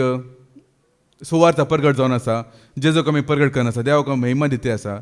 आनी अशें म्हणून आतां केवल हांगासर एक देवाची सुवार्ता प्रगट जायची जाल्यार केवल देवाचे तर दितले मात्र न्ही, वाचतले मात्र न्ही, संगीत खेळटले मात्र न्ही, वॉलंटियर्स मात्र न्ही, तुमी मात्र न्ही, जायत्यांची आमकां गरज आसा वैमू. सांगाता दुडवाची गरज आसा की ना. दुडवाची गरज आसा नाजाल्यार इलेक्ट्रिसिटी बिलांनी बांदूंक आसा. सुमार पर खर्च आसा आमकां कळीत ना पूण पाद्रा बरें कळीत आसा. तशें म्हणून आतां दुडवाचे खर्च आसा म्हणून कोणा लेगी वचून दुडू काण घेवंक जाता की. एक फावटी ब्रदरान सांगलें वस्तिरीतेन सांगलें गे म्हणून एक फावटी कोण गे एकले पाद्राबाक डोनेशन घे दान घे कितें दिवंक केल्या म्हणल्यार पाद्रा म्हणटा तें घेवंक ना म्हणून. पाद्राबो कोणा लेगी पयशे म्हळ्यार कोणाचे पयशे घेना. कोण भावार्थान नात, ह्या देवाची वळख ना आनी कितें तो बिझनेसमॅन आनी कितें व्हडलो मनीस म्हणून घेवन तांचे लेगीत पयशे परत घेना. हाचे पयलीं सांगलें ही सुवार्ता केवळ दुबळ्या धाकट्यांच्या ह्या विधवेचे पयशे मात्र देवाक वळख केल्या भुरग्यां वरवीं सालाची आनी चलते आसा हे सुवार्ता. आमकां दुडवाचे गरज आसा म्हणटना अनुभवता लेगीत ह्या देवाचे वळख ना व्हडले व्हडले पॉलिटिशियन लेगीत कोणाचे माथे मारून घेवन व्हडले बिझनेस उठयल्या कडेन परत पयशे घेवन हे सुवार्ता चलना भाव भयणीनो. आनी चलोवंक की नजो चल्ल्यार मागीर ते आमचेच वाट धरले बरें आतां मागीर ते सारकें जायना. एकलो पास्टर हांवें ताचे एक विडियो हांवें पळयल्ले. तो आता जेलान गेला तो आता पळया त्याने केल्ले पळया कशें देव दाखोवन दिता पळया तुमकां कळयता सांग पुरो एक पटी ताच्या अशें व्हडली सभा ताचे भारी लाखांचो लोक ताच्या सभेंत येताले एक दीस एकलो फिल्माचो एक्टर ताच्या कुशीन उबे रावला आनी ताका बरें स्वागत करून घेवन लोकांक उद्देशून सांगते आसा आमी सक्कडी देवाची भुरगीं फिल्माचे एक्टर आसाय ती देवाची भुरगीं तो कालेगी ताच्या फिल्माच्या प्रमोशनाक येवंक पुरो ताजे निमते हेजे बी प्रमोशन जाते आसा म्हळ्यार फिल्माचे एक्टर म्हणटा लोक पळयतात न्ही गी व्हडली एक सभा आसा व्हडलो एक पास्टर आसा म्हणजे लोक पळयतात न्ही गी ताका काण घेवन ह्यो व्हडले सांगता देवाची सक्कडी देवाची भुरगीं गी संवसारांत आसली जांकां देवाचो आत्मो चलयता ती मात देवाची भुरगीं कोण देवातान जल्मला ती मात देवाची भुरगीं देवाची कुशी कोण पाळटा ती मात देवाची भुरगीं कोण देवाक आयकता तेणी मात देवाची भुरगीं देवाचे उपदेश पाळटले मात देवाची भुरगीं हाचे पयलीं देवाची भुरगीं म्हळ्यार शिकून आयकलां वय मू देवाची भुरगीं कोण सक्कडे देवाची भुरगीं न्ही भाव भयण देवान सांगतांकेर आसला वय पूण देवाची भुरगीं जाय जाल्यार जेजूचेर विश्वास दवरूंक जायची एकच देवाचेर विश्वास दवरूंक जायची ताका बरें काण घेवन घेवन जावंक पळय ताका एक उद्देश आसले म्हजी साबा वाडयता म्हण घेवन ताका काण घेवन सक्कडे देवाची भुरगीं म्हण तो सांगते आसा आतां तो ना आतां तो जेलान तो आसा तो पळया आसले पळय लोकांचे पळय सांगात कांग घेतल्यार आमकां कितें जाता गे म्हण घेवन खंयचें एक देवाचें काम जावं दी खंयचें एक बरें काम जावं दी आमी वायट वाटेन आमी तें करूंक जायना भाव भयण ते बऱ्या उद्देशानूच देवाच्या वाटेनच आमी करूंक जायचें आनीक घडी तुमकां हांव सांगता आमी हांव एक पयले एक कंपनींत हांव काम करनासलो म्हाका जायते फ्रेंड्स आनी आसले पयले ते जेजो वळखूनचे पयले आनी आमकां अशें फ्री आसतना न्ही पुरा आमकां केन्नाय आसा पळय बिझनेसा विशयी मस्त उलोवचें आसलें कळ्ळें बिझनेस केल्यार क्लिक जातात कशें बिझनेस केल्यार आमी ग्रेस्त जातात मागीर बिझनेसा विशयी आमी मस्त उलोवचें आसलें म्हजो एकलो बेस्ट फ्रेंड आसलो तो मस्त बरो बिझनेस सांगतलो अशें केल्यार हातूंत बरें फायदो आसा हातूंत बरें प्रॉफीट आसा म्हणून जायते सांगते गेलो निमाणे ताणें 2 कितें सांगलें एक स्कूल तातूंत बरें आसा आनी एक अनाथ आश्रम म्हणून ताणें सांगलें अनाथ आश्रम आमी सुरू करया तातूंत आमकां बरें फंडींग मेळटा आमकां पब्लीक फंडींग बरें मेळटा म्हणून सांगलें आनी आमकां टॅक्स आनी एक्सेप्शनूय मेळटा म्हणून सांगलें आमकां पयले पटी ते आयकूनचे अनाथ आश्रमा ते बी एक बिझनेस आजकाल पुरा बिझनेस आयवा म्हणलो तो मागीर आमचे ते देवळे बिझनेस असो बरें इगर्जे बिझनेस जावन गेलात आजकाल सकट बिझनेसच स्कूल विद्या किद्या कांय ना पुरा बिझनेसच तातूंत अनाथ आश्रमा मागीर आनी थोडे ताणें सांगलें हे पुरा आनी बरें बिझनेस आसा म्हूण सांगा लागलो आनी ताणें पुरा बरें सांगलें की कशें कितें कशें पयशे वट्ट करचे कशें आमी फंड रायजींग करचें कशें आनी ताजो बापूय व्हडलो एडवोकेट ताणें सांगलें ते कोर्टाचें कितें काम आसलें हांव पुरो पळोवन घेता पुरो म्हणून सांगलें मागीर देवान म्हाका थंय भायरय काडलें कामय सोडलें मागीर हांवें तें पुरो आयकल्लें म्हाका उडास आसा मागीर काम सोडलें मागीर काम पुरो जाल्यार काम नासतना मागीर त्याच टायमार हांव मागण्याक पुरो येयल्लो मागण्या पुरो येवन सुमार तेंपा उपरांत सुमार एक 1.5 वर्सां उपरांत म्हूण सांगीत त्याच ऑफिसान काम करचो आनी खबर गो तो म्हजो फ्रेंड न्हय पूण म्हज्या कॅबान तो येतलो ताका हांवें एक दीस तो म्हज्या बेंगलोर ते घरा लागीं तस्स गल्ल्यान तो रावतलो तो एक दीस सकाळीं ताका पळयता म्हाका काम नासलें हांव घरांत आसलो हांव शॉपाक वयता आसतना तो एक स्टीक काण घेवन बरें कुंटूंक येते आसा कुंटूंक अशें येते आसा ताका पळयलें आनी रावलो अशें उलयलें काले कितें गे पुराय विचारलें मागीर ताणें सांगलें काले जालें की विचारलें तेन्ना पयलें त्या भुरग्या विशयी त्या चेड्या विशयी हांवें आयकल्लें ताणें बी आसा पळय काम सोडलें ताणें बी हांवें काम सोडचें एक 2-3 म्हयने पयलें ताणें बी काम सोडलें काम कितें सोडलें गे म्हळ्यार ताणें एक दीस फेसबुकान ताणें घाल्लें ताणें हांव फेसबूक यूज करतना पळयतलो हांव हर एक दीस ते पोस्ट पुरा घालतलो ताणें एक बिझनेस सुरू केलें खंयची जाणा गी ती अनाथ आश्रमाची बिझनेस तो पुरा व्हडले पॉलिटिशियन लागीं व्हडले फिल्म एक्टर लागीं सोदून घेवन तो वेतलो फोटोज पुरो ताणें घाल्ले व्हडल्या मिनिस्टरांचे एक्टर्सांचे फोटो पुरा घाल्ले बेंगलोरांत बिझनेसमॅना लागीं पुरो वचून घेवन आमी दुबळे जातींची सेवा करतात म्हूण घेवन तांचे लागीं बरें फंड रायजींग करून घेवन आनी नांव आमचे मदर तेरेसाचे घाल्ले व्हडले मदर तेरेसाचे फोटो घालून घेवन एक कॉशन घालून घेवन हांव ही सेवा करता आसा तुमचो सक्तांचो सहकार म्हाका दिया म्हाका बी ताणें 2-3 फावटी मॅसेजी पुरो केल्ले वॉट्सॅपान तांणी पुरो म्हाका जाल्यार काम नासलें हांव कांय दिवंक वचूं नासलें बरें जाल्यार कांय दिवना हे पळय ताणें सुरू केल्या उपरांत त्या दीस तो म्हाका मेळटा बरें कुंटूंक येते आसा हांवें विचारलें काले जालें की विचारलें मागीर ताणें सांगूंक लागलो हांव पार्टी करूंक गेल्लो सायबा फ्रेंडा सांगात आनी पुरा मस्त टायट पियलो मागीर राती 2 वरां खंय मोद्या राती 2 वरां राती कारार बरें फास्ट येतालो खंय 120 कितली स्पिडर आसलो खंय ताका झेम येवंक सुरू जालें खंय आनी ते फ्लायओवर वयर सरतना ते सायडीक डिवायडर आसता पळय ताका वचून डिवायडर मारले खंय आनी गाडी अशी पलटी जावन फ्लायओवराच्या वयर तान हांगा सर्वीस रोडाचेर पळोवन पिटो जावन घेवन ह्यो वाचून उरलो थोडले विशय म्हूण तो सांगता हांव निदांत गाडी ड्रायव्ह केलें हांव पडलो सायबा म्हूण आनी हे पुरो सांगते आसतना म्हज्या मतीन एकच ते आसा कित्याक म्हळ्यार हेणें केल्लें काम सारकें न्हय म्हूण एक बरें काम वायट उद्देशान ताणें केल्लें वय मू आतां तो पळय तो सांगते हांव सोरो पिवंक गेल्लो ड्रिंक्स करूंक गेल्लो फ्रेंडा सांगाता गेल्लो ताका इल्ले आसूंक पळय की 100 रुपयान ते एक 10 रुपये इल्ले दुबळे धाटांक काले दिल्ले बरे करचे उरले पुरा पयशे म्हज्या पॉकेटांत बरे पयशे करीत तो आमच्या सांगात नात आमी डिस्कस करतना पूण म्हाका उडस आसा अशें बिझनेस केला बरे प्रॉफीट आसा म्हणून ताणें कर न्ही दाखयले देवान ताचे परिणामी म्हाका दाखोवन चडले अरे कशें अशें केलां कितें जाता गे म्हणून ताजेत वाटेन आमी तांचे कोणाचे दुबळ्याच्या नांवान या देवाच्या नांवान लुटल्यांची गत कितें जाता म्हणून तो मागीर पास्टराचें सांगलें न्ही कितले लोक आज जेलांत गेलात कितले लोकांक अशें नाश करून उडयलात तांचे तो वाटो ताणें सोदून घेवन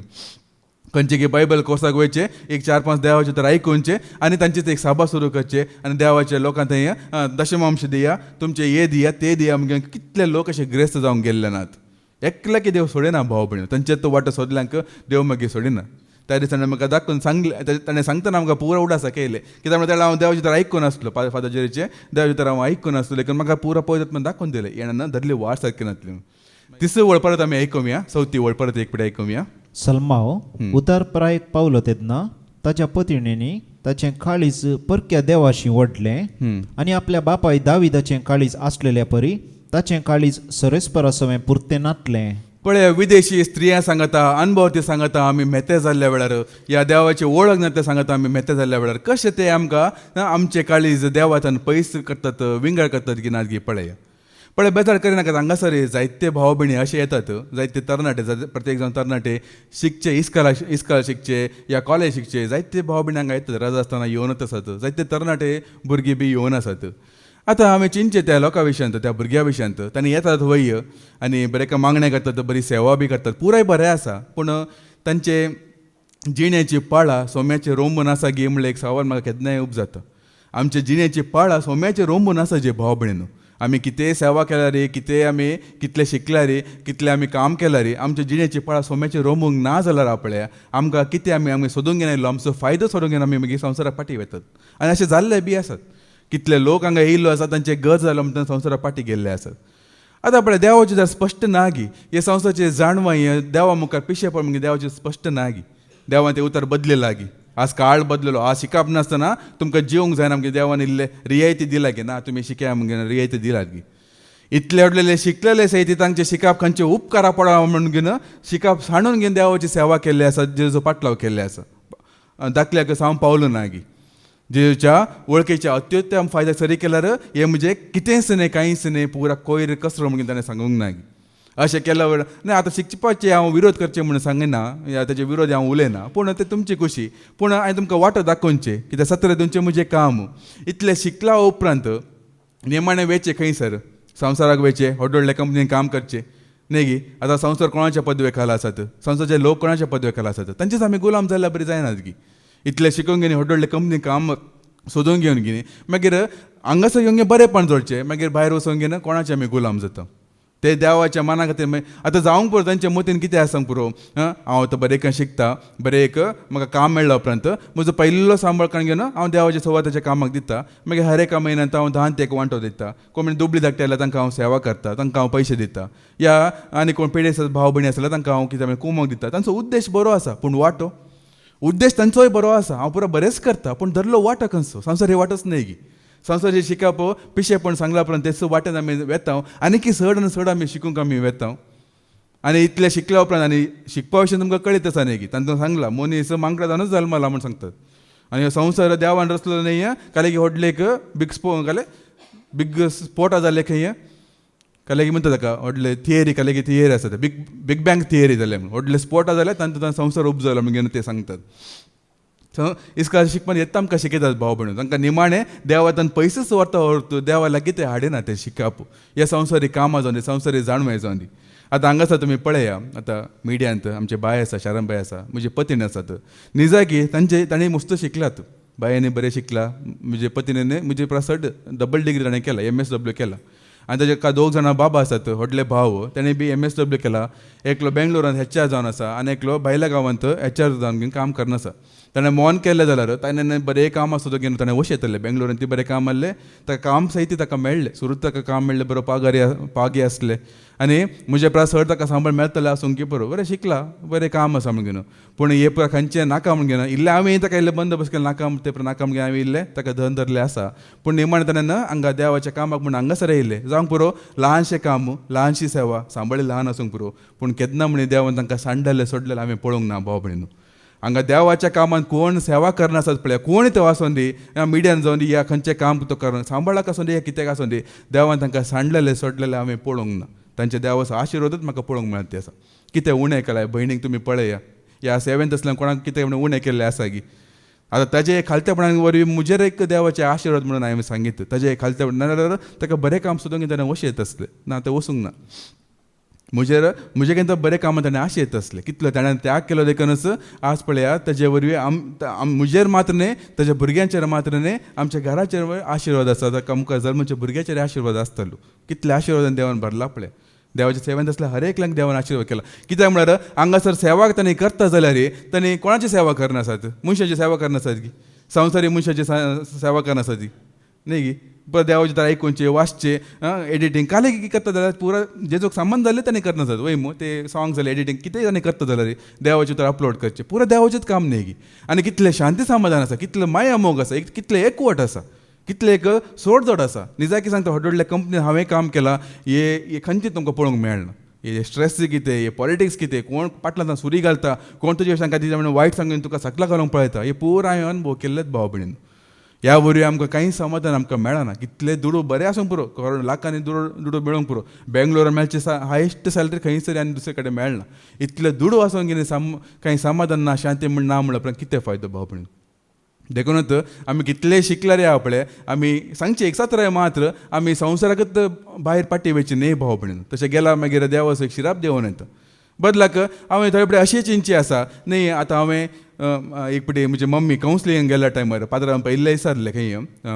कितले पूत कितले भुरगे पळय विचारले मम्मीन सांगलें की 2 पूत आसात नांव विचारलें मागीर कितें शिकलात की विचारलें की दोगी जाणां बीकॉम केला म्हण सांगलें की पात्रांव सांगलें की बीकॉम केला की बरें केला चड शिकूंक वचना म्हणलें की देवाक अर्घ दिलें की चड शिकूना म्हणल्या खातीर देवाक अर्घ चड शिकूंक वचना न्ही की तूं भागी म्हण सांगलें की पात्रांवान मम्मीक कित्याक म्हळ्यार जायते लोक शिकून घेवन आज देवाक वळखनासतना संवसाराक फाटी गेला भाव भयणीनो आतां पळय आमी उणें शिकलेले आनी ब्रदरांचें शिकप तुमकां कळीत आसा हांगा कांय शिकप नासलेले कांय जाणवाय नासलेले अयोग्य नाफाव म्हूण सांगतल्यांक देवान जर तर आज अशें उबें करण अशें तयार केला जाल्यार तुमी चिंतून पळया जल्मांतल्यान इल्ले जाणवाय आसून घेवन इल्ले देणे आसून घेवन हे पोर आमचे तरणाटे भाव भयणी देवाच्या सेवेक मुखार येयल्ले जाल्यार आज कितले आशिर्वाद कितले देवाची महिमा ह्या जाग्यार दिसून येते आसले ना गी इल्लें चिंतून पळय इतले बुद्धवंत बुद्ध लोकांक कांय जाणवाय नातल्यांक देव इतले जाणवाय दिता जाल्यार कांय उलोवंक येनातल्या उलोवंक दिता ही जाणवाय नातल्यांक जाणवाय दिता इतले धैर्य नातल्यांक धैर्य दिता जाल्यार हांकां ल्हानपणाच एक बरें इस्कॉलान शिकून घेवन बरें जाणवाय आसून घेवन बरें देणें आसून घेवन मुखार आयल्यांक देव कितले जाणवाय तो भरसो ना आनी तुमकां कळीत आसा की देव आसा पळया भुरगीं आसात तरणाटे आसात मागीर उतरप्रायाची आसात आनी ते मिड एज म्हणटात पळय मध्यवस्था म्हणटा तेणीय आसात तुमकां हांव विचारल्यार देव सांगता की चड कोणाचो मोग करतात म्हणल्यार तुमी कोणाचें नांव सांगतात कोणाचो चड जेजो मोग करता सांगा पळया कोणाचो पातक्यांचो न्ही भुरग्यांचो तरणाट्यांचो मागीर उतरप्रायांचो आनी मध्यवस्था म्हणटात पळय आवय बापूय प्रायाची भुरग्यांचो न्ही तरणाट्यांचो चड मोग करता देवाक आसा पळय तरणाट्यांचो चड मोग जेजोक तरणाट्यांचो चड मोग तो जुवांव जेजो मोगाचो शेस कित्याक जाणात गी तो तरणाटो आसलो त्या काळार जेजोक वळखल्या वेळार तो तरणाटो तो आनी जेजोक वळखूंच्या पयलीं तो पयले खंय आसलो जुवांव जेजोकच्या पाटलान येवच्या पयलीं तो खंय आसलो स्नान तो जुवांचो शीस जावन नातलो गी ते जुवान सांगलें न्ही गी असो देवाची शेळी म्हणटाना मागीर ताका सोण जेजो पाटलान गेल्लो न्ही गी तो ल्हानशे पळयतान जेजोच्या सेवेंत नासलो देवाची सेवा तो करनासलो आनी तुमी सारकें वाचले जाल्यार ताका श्रेश्ठ ह्या जागाचे आनी निती सभेन कोण प्रकार काम करता पळय तांचे बी ताका वळख आसली देखून निमाणे जेजोक थंय बंदंत व्हेल्ल्या वेळार पेद्रोक भितर वचूंक जावना ह्यो भितर गेल्लो कित्याक म्हळ्यार तांकां भितर वळख आनी आसली आनी कुर्साच्या मुळार धैर्यान तो उबो रावलो कोणान ताका हात घालो ना कित्याक म्हळ्यार श्रेश्ठ ह्या जागांची ताका वळख आसली म्हळ्यार ते सारकें म्हूण हांव सांगिना पूण तांकां ल्हानपणास एक देव बिरान ताका आसली देवाची सेवकाची उर्बा ल्हानपणान ताका आसली ताका नॅचरल डेथ ताका फावो जाता ताका कोणान दिवशी मारूंक ना कोणान ताका नाश करून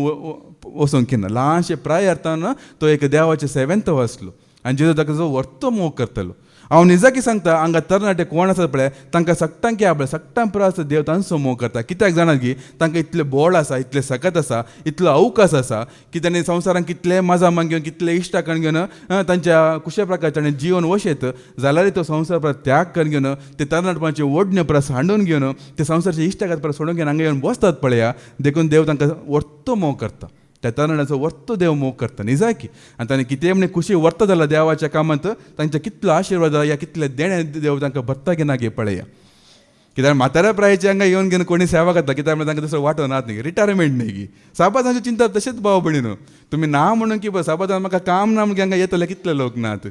आनी खंय वचून की ना न्ही की ताका सांजो आयतार हांगा येवन बसचे म्हणून कितले लोक येवंक नात. आपल्या स्वार्था खातीर फायद्या खातीर येतले कितले उताप्रायेचे ना तांकां जावं हे विरोध करचे म्हणणे, पूण हे सत वैगी न्ही. पिडेस्त म्हणून कितले लोक येवंक नात. पूण आतां आमचे काम करचे प्राय शिकचे प्राय आमी सोडून घेवन सांडून घेवन जर तर हांगासर बसता जाल्यार कोणी तो तरणाटो जावन तरणाटी जावन दी आनी देवाच्या सेवेन ते भागीदार जाता जाल्यार कितली देवाची एक आशिर्वाद हे देणे तांचे देवून येता की ना गे पळया, कितले महिमा जाता की ना गे पळया. तरणाट्यांक वरी सैतानाचे काम वापरान आसत आमगे जुवान एक कडेन बरोवंक ना गी. तुमी तरणाट्यान बळवंत म्हूण घेवन आनी पळया तुमी थोडे निजाकी ल्हान ल्हान भुरगीं जावन तरणाटे जावन हांकां सेवेक म्हूण मुखार येयल्ले वयमू कांतारा गावोंक की म्युजीक खेळोंक की या साक्स दिवंक की कितले उर्बेन पुरो मुखार येयल्ले तांकां आडयल्ले कोणान निजाकी. ह्या सेवेन ताणें मुखार वचनाचो द्रड रावनाचो म्हणून तांकां आडयल्ले आनी कोणान तांचे आवय बापायनच भाव भयणीन. पळय एक सैतान कशें काम करता पळय. आतां सेवा म्हणटा नाका ताकाय बरें कळत आसा हे आतां व्हडले जाल्या उपरांत ही म्हजे कामां नाश करता म्हणून सैतानाक कळत आसलें देखूनच तांकां इल्ले विरोध पूण मनाभेद आनी दुसरे भिन्नाभिप्राय घालून घेवन कशें विंगड केले गे ना गे पळया. कितलेक उर्बेन कितलेक उर्बेन ताणें मुखार येयले, कितले जाणवें तांकां आयकाय म्हणून जातलें. देवाचे सेवक आयकोवचे प्रास तांकां आयकाय म्हणून कितले लोकांक कितें उर्बा आयले, पूण कशें तांकां विंगड केले गे ना गे पळया. देवापणे म्हणून सांगतात. देवापणे म्हळ्यार कितें भाव भयण, देवान आपयला मात न्ही गे देवापणे. देवान तुमकां हांगा भायर गेला उपरांत देवापणे जाता गी. थंय साबाजान सांगता म्हाका देवापणे येयले देखून हांव तें आसा म्हाका तें समजना. विचित्र जावचें हांगासर येवचे हांगा कश्टान म्हणल्यार बरें हांगासर येवन पावतात कशें म्हण येवन घेवन कशें बरें करून मागीर इल्ले धैर्यादीक जातात, इल्ले उलोवंक शिकतात, इल्ले अर्घ दिवंक शिकतात, मुखार येवन साक्ष दिवंक शिकतात, या मुखार येवन गायनां करूंक शिकतात, जायते देणांनी भरतात. आनी एक कितें म्हणजे सेवा दिवचे वेळ येतना आनी कोणाची की वळख नातली एक सभेक वचून घेवन तांची साखरी करूंक तांची सेवा करूंक पाठय. एक कितें म्हाका समजना. एक देवाक मानवता की मनशाक मानवता की म्हाका समजना भाव भयण. हांगासर येवन बरें पळजोवन घेवन कोणाकी वळख नातले काल की पोर वळख जाल्ल्यांचे कोणा देवाची भिरांत आसा की ताचे जीण कितें की आमकां कळटा की तांच्या फाटल्यान वचून तांचे खातीर सेवा केल्यार देवाची सेवा जाता की ते. देवान आमकां एक जाग्यार आमकां विंसून काडला जाल्यार आदले हप्ते बरें सांगलें अँड्रू ब्रदरान ते आशिर्वाद जेरुसलेमांत आसले, जेरिकोन नासले. जेरुसलेम आशिर्वाद इस्रायल प्रजे खातीर आसले, खंयचे की दुकराच्या फोंडांत ते नासले. जेरुसलेमांत ते आशिर्वाद दवरले आनी खंयचे की अन्य धर्मांत अन्य जातीन ते आशिर्वाद नासले. हांगासर कोणाक विंसता पळय हांगासर ते आशिर्वाद आसा आनी तुमी हांगातल्यान भायर गेला पण आशिर्वाद ना. आनी हाचे पयलीं अँड्रू ब्रदरान ते बरें सांगलां म्हाका. एकूच वस्ती हांवें केल्लें 2004 इसवेंत डिवायन कॉल सेंटरांत. त्या दिसा सावन आज पर्यंत हांव हांगासरच आसा आनी हांगासर हांव भायर वेसना. जर तर म्हजो आत्मीय बापाय म्हाकाच म्हजे हात दवरून घेवन म्हाका बेसांव दिवन वच बाबा तुजेच एक साबा सुरू कर म्हणच्या वरेक हांव हांगा हालसूं ना म्हणून सांगलें. तुमी आयका लागीं आयकून तसो एक भावार्थ आमकां आसूंक जायचे भाव भयण. देव आपण म्हणटना केवळ आमकां मात्र लाभना, ते दोगांकय लाभूंक जायचे. आतां दाखल्याक सांगचे जाल्यार आतां पेद्रो पळया तो जोप्पा शारांत आसलो वयमो मागण्यार तो आसलो आनी ताका मेळोंक एक 3 जाणां ताका मेळोंक येतात. तक्षण पळयता तुमकां कितें सांगता तांचे सांगता वच म्हणून सांगता वयमू. पळयता तुमकां ताकाय सांगता मात्र न्ही कोणाक ते धाडला पळया ते कर्नेलाच्या घरांतून ताणें येयल्ले. कर्नेलाक तसो संदेश देव दिता. वच जोप्पा शारांत सिमोन एकलो आसा ताका वचून मेळ्ळें ताका आपूण हाड म्हणून ताका बी संदेश दिता. हांगा पेद्रोकी संदेश दिता. ताका म्हणटा देव आपणे. दोगांच्या मदीं ते संदेश वचूंक जायचे. आतां जर तर हांव हांगातल्यान दुसरे कडेन वेता जाल्यार म्हज्या मतीन ती घालूंक जायची, म्हज्या आत्मीय बापायच्या मतीन ती घालूंक जायची. तेन्ना वसा जीव म्हणून घेवन दोगांचें मन एक जाल्या वेळार मात ते देव आपण. म्हज्या मनांत ते येयलें हांव तो वचून दुसरे साबा सुरू करता म्हणून देव आपण न्ही बाबणे. ते सैतानाची कामां ती पुरो विंगड करचे विंगड जावचे पुरो सैतानाची कामां ती पुरो. काले की मना भिन्ना तांकां भुरग्यांक कित्याक मदें हाडूंक जायची. भुरग्यांक लागीं येवंक सोडा म्हणून जेजून सांगूंक ना की भुरग्यांक म्हणजे तांकां पयस करिनाका म्हणून जेजून सांगूंक ना की तांकां कित्याक आमी मदें हाडूंक जाय. तांकां करूंक आसा सोडा न्ही की तांची सेवा कितें करून घेवन वसा न्ही गे कितले संतोशान हांगासर आसतले कितें गे व्हडांचें कितें जालें तांकां एक विंगड करून सोडले भुरग्यांक कित्याक मदें हाडूंक जाय आसलें आनीक जाल्यार पळय ते पावलूक जाल्यार पळया तो बी तीर म्हळ्यार एक बिदीन तो आसलो तो मागण्यार आसतना एक दर्शन पळयता आनी सेम टायमार अननिया म्हणलो एकलो मागण्यार आसतना ताका बी देव ताका कळीत करता तो वच थंयसर पावलो म्हणलो एकलो आसा ताचे माथ्यार हात दवरून घेवन माग ताचे ते दोळ्यांचे दिश्ट पाटे दी म्हणून ताकाय सांगता दोगांक एकच संदेश दिता ताका म्हणटा देव आपण आमी बेश्टे म्हणे आमकां खुशे प्रमाणे हांव भायर वचून कितें करता म्हणल्यार मागीर आदल्या आपल्यान सांगलें बरें शिरापच ते राखून आसा देवाचो आशिर्वाद न्ही भाव म्हणून ते देवाचो आशिर्वादच न्ही तशें आमी केदीकच आमी करचें न्ही सांगूंक गेल्यार मस्तो आसा भाव म्हणून आमी कोणा सांगता बसूंक घेतल्यार जायना कोणा सांगता काजार जाल्यारय जायना कोणा सांगता वावर केल्यारय जायना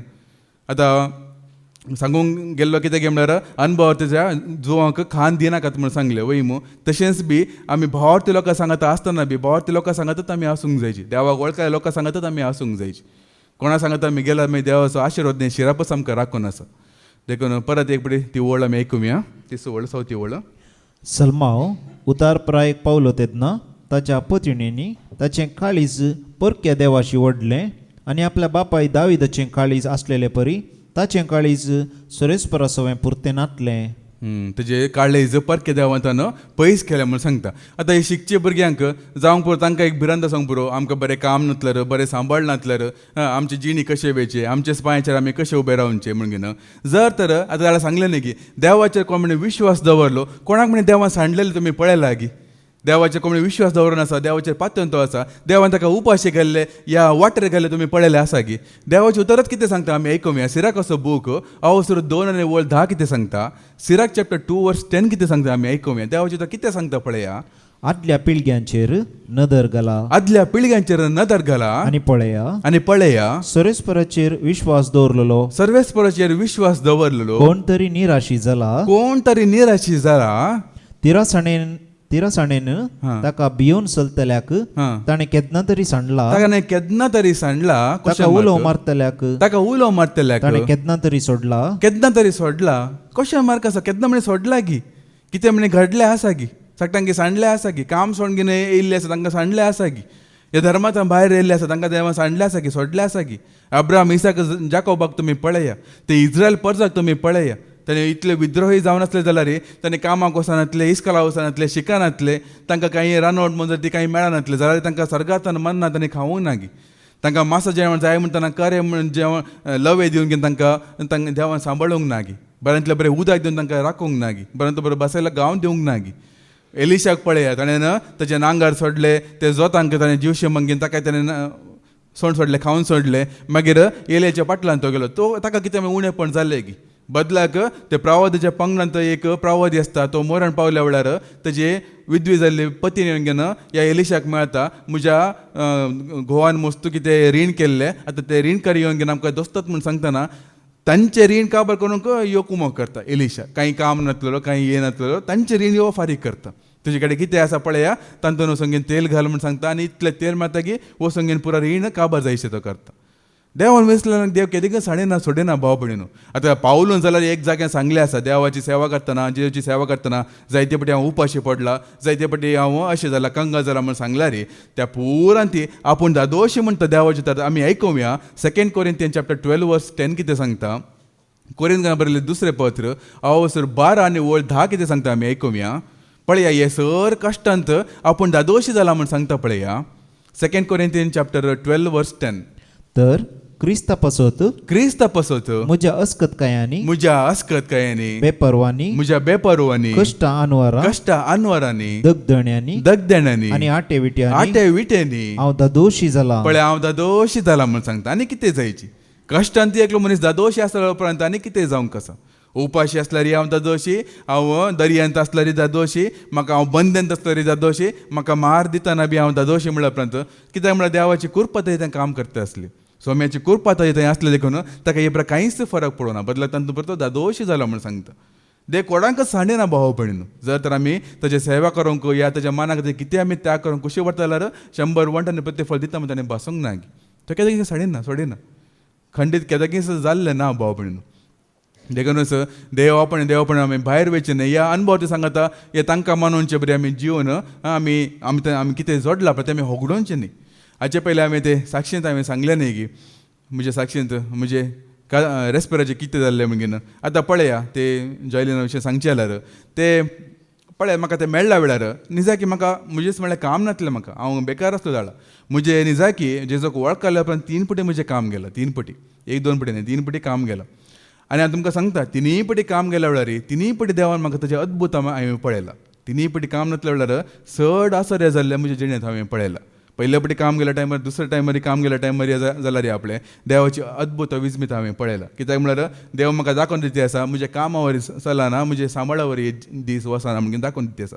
आमचो कुमक दर आमचो मजा दर सरस्पत देव म्हणून कितें सांगता ते उतर पर्वतांचेर हांव म्हजे दोळे उबारता खंय तरात येता म्हजो आदर सर्वेस परत येता म्हजो आदर आमकां सर्वांकी तसो आदर भाव भयण पळय तो ते मेळ्ळ्या वेळार म्हाका निजा की म्हजें काम म्हणलें नासलें आमकां आमचेच म्हणलें घर म्हणलें नासलें आमकां कांय आस बदीक म्हणलें नासलें आनी शिकपा विशयी सांगलें म्हजें कितें चड तें शिकलां आनी इतलें पुरो आसून आसा पळय ताणें एक बरें मन ताणें दाखयलें आसून म्हळ्यार ताका एक ताजें तें एक बरें मन आसलें खालतेपण आसलें देवाक वळखलो न्ही की देवाची भिरांती समजून घेवन ताणें एक बरें मेट काडलें आतां पळया कितें सकाळ म्हाका नाचलें पळय तें पुरो देवान म्हाका जोड दिवं ना गी सगळे देवान जोड दिलां कितें उणेपण आसलें पळय ताजें त्या खालतेपणा खातीर ताज्या बळेपणा खातीर देवान म्हजेरय आशिर्वाद घाला भाव भयण देखून आतां म्हाका मस्त विचित्र दिसचें कितें म्हळ्यार हांगासर जायते जाणां आसात आतां काजाराक या जिणे सांगातीन सोदून घेवन ताणें आसात हांगासर तरणाटी आसात हांगासरी तरणाटी आसात बरोवंक घालतात पूण हांगा आसल्यांक तांचे सांगाता एक करूंक नाका कितें एक कोट या जिणे सांगाती तांकां सोदूंक तांकां नाका पण इतले देवाचे दिल्ला उपरांत तांकां आनीक संवसारांत ते मोट्टे पळोवंक जायची ती ग्रेस्काय पळोवंक जायची ती शिकाप पळोवंक जायची आमचे बराबर आसलो म्हाका पळोवंक जायची पण इतले शिकप दिल्या उपरांत ते हांगा येवन घेवनी देवाक वळखून घेवनी आनी संवसारी मनशाच्या फाटल्यान गेल्ले कितले भयण्यो नात सांगा पळय कितले भयण्यो नात भावाक इल्ले उणें आसा पळय भयण्यो कितले नात हांगासर येवन घेवनी पुरा बरेंपण जोडून घेवनी तांकां बऱ्यांतलो बरो ग्रेस्त मेळ्ळो म्हणटना तांची सेवाय सोडली तांचे एक उपकारी सोडले उपकारी मोनी सोडले पुरा लोकांकी सोडले आनी सत्त सांगता देवाकूय तांणी सोडले कित्याक म्हळ्यार तांच्या जिणेची पाळा सोम्याची रोमूंक नासली तांच्या फायद्या खातीर ते येवन आसले हे उतर स्पश्ट भाव भयणो आमचे फायदे जाता म्हणटना पाद्राबाचे उतर ते सारके गरज जाले वयज मेलो आसता तो कोणी ते जावन बदलाक आसून दी एक देवबिरांत दिसून गी दुबळो जाल्यार होण ना देवबिरांत आसा न्ही गे म्हणून जर तर कोणी त्या भावा कडेन या भयणी कडेन काजार जावन खुशी व्हरता जाल्यार पळया तांचे खालतेपणा खातीर तांणी कितें आशेन आसा पळय ताजें चड आशिर्वाद देव तांकां फावो करतलो तांचेर तांच्या कुटुंबाचेर देव आशिर्वाद घालतलो हे म्हजे केवळ एक काल्पनीक चिंतप न्ही भाव भयण हांव कितें उलयतां म्हजें एक जिणे हांव उलयतां म्हजो साक्ष दिवन हांव उलयता आसा कितें हांवें जोडलां कितें हांवें अनुभव केला तें हांव उलयता आसा कितें म्हजें चिंतप दवरूंक घेना म्हजे अभिप्राय हांव दिते ना हे म्हजें साक्ष जावन आसा कितें हांवें पळयलां भोगलां तें हांव तुमकां दिते सांगता आसा इतलें म्हजे जिणे फाटले 8 वर्सां इतलें म्हजे जिणे जावन आसा तें हांव उलोवन आसा बायबलान बरयलें देखून हांव उलोवचें न्ही बट तुमी एक खुशी वरां पळया ह्या देवाचे भिरांत आसलेल्या गीत हांव एक वट या म्हजे जिणेचे संबंदी ह्या संगती हांव सोदता म्हणून तुमी खुशी वरां पळया कितले देव तुमकां आशिर्वाद घालतलो गी नागे पळय ही संवसारी कामां नाकात हे संवसारी शिकप सोड नाका हांव देवाची सेवा करूंक हांव खुशी वाडटात म्हणून देवाचे सेवेन तुमी मेते जाया पळया हे मग्न जाया पळया कितले आशिर्वाद तुमकां मेळटले गे नागे पळया म्हज्या पांय जाल्यार येतल्यांक खाली हातान देवान धाडले आसा गे कितले सत पळय ते उतर ताचे सेवेंत आसल्यांक या ताज्या एक कोटान आसल्या सांगात आमी खान दिता जाल्यार देव खंडीत तांच्या कुटुंबात आशिर्वाद घालतलो आतां आमच्या कुटुंबान जाल्यार इतलें शांती समाधान आसा एक कोट आसा हाची प्रास कितें जावंक जायची बदलाक थोडे कुटुंबान पळया घोव काम करता रातीक नायट शिफ्ट बायल काम करता डे शिफ्ट तांकां मेळूंक की तांकां वेळ ना उलोवंक वेळ ना केन्ना बिजी मिटींग ना बिझनेस ट्रीप या ट्रॅव्हलिंग ते म्हणून सांगात मेळोंक की हप्त्यान एक दीस सांगात मेळचें आमकां कांय तशें प्रकार कांय ना कितले एकवटान कितले माया मोग हाचे प्रसारी कितें जायचे ल्हानशें काम जाल्यार कितले देव आमकां आशिर्वाद भरतलो गे नागे पळया आतां आनीक उतर आमी आयकुया पेद्रूचें पयलें पत्र अवस्थो 4 आनी वड 12 पर्यंत आमी आयकुया 1 Peter chapter 4 verse 12 to 16 पर्यंत आमी आयकुया ताचें हेडिंग पयलें एक आयकुया क्रिस्तवांनी सोसूंक आसचे कश्ट कोणा सोसूंक अशी कश्ट क्रिस्तांव म्हळ्यार ते धर्मान आसले क्रिस्तांव न्ही कोण क्रिस्तचे जाला आपल्या तांकां सोसूंक आसचे कश्ट कितें आमी आयकुया आतां मोगाच्यानो तुमकां व्हरून पळोवचे खातीर तुमचे वयर आतां आयल्या ती उज्या परीक्षा पळोवन तुमी गडबड नाकात पळय आतां देवाची सेवा म्हणटना आतां असले त्याग म्हणटना सॅक्रिफायस म्हणटना उज्या परीक्षा आसत भाव भयण हे तुमी स्पश्ट मनांत आमी घालूंकूच आसा हांगासर पाटी येया अनेक उतर आमी आयकून पाटी येया सिराकाचो बूक अवसर 2 आनी वळ 1 कितें सांगता सिराक चॅप्टर 2 वर्स 1 कितें सांगता आमी आयकून मागीर पाटी येया 1 आनी 5 दोनी आमी आयकुया. म्हज्या पुता सरेस्पराची सेवा करूंक तूं आशेताय जाल्यार ताळणेक तयार राव. हां 5 वळ कित्याक भांगार उज्यांत घालून तपासतात भांगार उज्यान घालून तपासतात आनी देवाक मानवतल्या मनशांक कश्टांच्या आकट्यांत. तांकां ते कश्ट उज्या परीक्षा आसतलीच खंयची सेवा हांव करता कितें त्याग हांव करता म्हणटा ताजें एक ते म्हळ्यार देवाची एक परीक्षा जावन आसा कित्याक म्हळ्यार देव इनाम दितना बेश्टें इनाम दिना एक परीक्षा दवरना उज्या परीक्षा दवरना मागीर धोडत्या मापान तो इनाम दिता देखूनच आतां तुमकां उज्या परीक्षा आसतलीच पूण तुमी घडबड नाका म्हणटा मुखार आयकुया. हातूंत विशेष कांय तुमकां घडटा आनी तो विशेश कांय वगना म्हूण सांगता कांय जायना म्हूण सांगता पेद्रू कितलें बरें सांगता पळय. आतां म्हजें रेस्पेर करोना म्हज्या भुरग्याक वॉल दिना काल्यामणी जाल्ल्यार तुमकां दिसता की काल्यामणी शिराक पडलें दिसता की कांय विशेश जावंक ना गांव सोडयलें घर सोडयलें कितें म्हणे म्हाका कांय व्हडलें विशेश म्हणून बोगस ना भाव भयणीनो पाद्रा पैकी नाका म्हणून सोडलें न्ही कितें कितें म्हणे लुकसाण जाल्यार बरें तुमकां भोगता की न्ही गी बदलाक तांचेर पडले आशिर्वाद वरी हेरांक आशिर्वाद देवान करूंक ना गी आनी तो कांय विशेश ना भाव भयणीनो कांय कश्ट न्ही आतां कश्टा विशयी सांगचें जाल्यार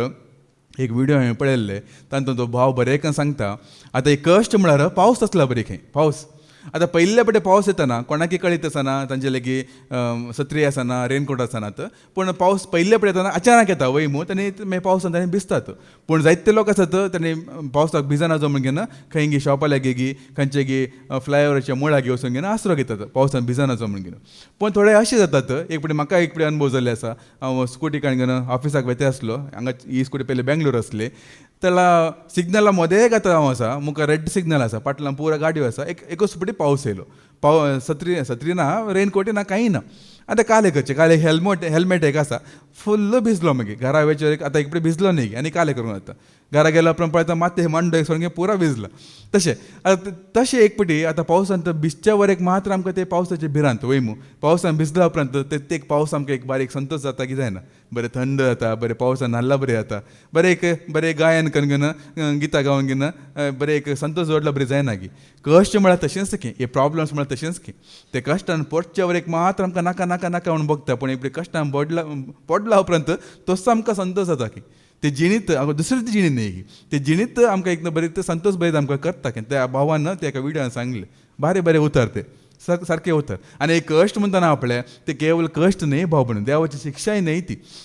कश्ट म्हणटना आमकां तातूंत जायते शिकूंक आसा जायते जाणवाय जोडूंक आसा जायते तरबेती जोडूंक आसा तरबेतीचे एक वांटो म्हूण सांगता ते कश्ट उतरला उपरांत आमी आनीक एक उर्बेस जाता आनीक आमी कुरपेन आमी भरता त्या देखून ते कश्ट बेश्टे कश्ट न्ही आनी हे येतना आनी तो कांय विशेश घडना म्हूण सांगता मुखार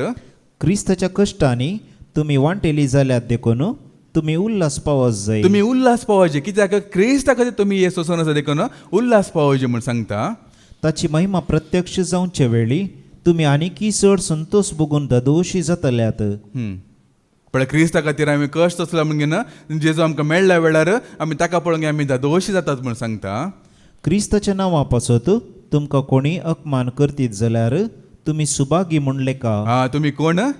सुभागी म्हूण तुमी लेखा म्हूण सांगता आदल्या हप्त्यांत भागी भागी भागी म्हणून जायते आमी आयकले वय मो पूण क्रिस्ता पासून तुमी जोडटात कितें म्हणे कश्ट निंदा तुमी भोगता जाल्यार तुमी भागी न्ही सुभागी म्हूण सांगता देवाचे वता तुमी सुभागी म्हूण लेखा कित्याक देवाचो महिमेवंत आत्मो तुमचे वयर वस्ती करून आसा हे कश्ट कित्याक हे दगदणे कित्याक हे अपमान कित्याक हे निंदा कित्याक त्याला आमी सांगूं ना की तो परजळ आसा देखून तो आशिर्वाद आसा देखून तुमकां ती जाणवाय मेळ्ळा देखून तुमी संतोष भरीत आसा देखून तांकां मोसो तांकां भोगत्या कित्याक तो महिमेवन जाल्लो आत्मो तो आम्हा सर्वांचे तो आसा देखूनच ते कश्ट दगदणे आमकां मेळटा म्हणून देवाचे ते सांगता आपणे बेश्टे कश्ट न्ही कश्ट येयले म्हणटना म्हजेर देवाचो हात आसा म्हणून आमी समजून घेवंक जायची मुखार तुमचे मदें कोणी गुन्हेगार सोर खोटो कर्मी वा हेरांच्या हक्कांनी मेतेर जावन 16वी वळ परतना विकम्या पूण क्रिस्तांव म्हणले खातीर एकल्याक सोसूंक मेळत जाल्यार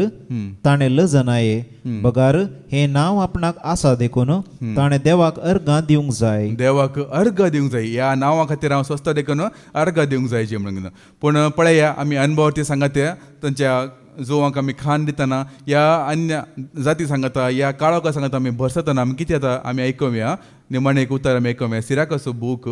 अवसर 40:3 आनी वळ 20:3 आमी आयकुया